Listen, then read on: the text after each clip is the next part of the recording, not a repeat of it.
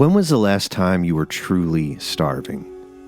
Sure, we often say, "Oh man, I am so hungry."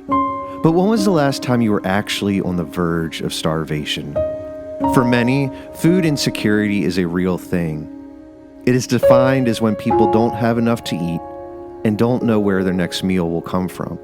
It's estimated that 47 million people in the U.S. alone, including 14 million children, experience food insecurity every year.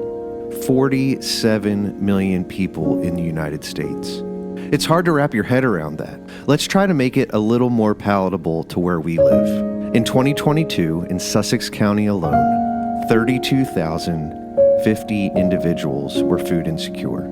That's 13.3% of the total population. We know we can't solve the problem, but we also know that we can make a difference. But we need your help. It's time for 2.5 in 2025.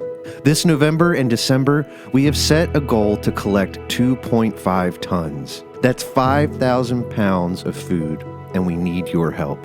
We've partnered with 2 local organizations who will be able to distribute the food that is collected: the Milton Community Food Pantry and the Shepherd's Office in Georgetown. 2.5 in 2025. Let's go.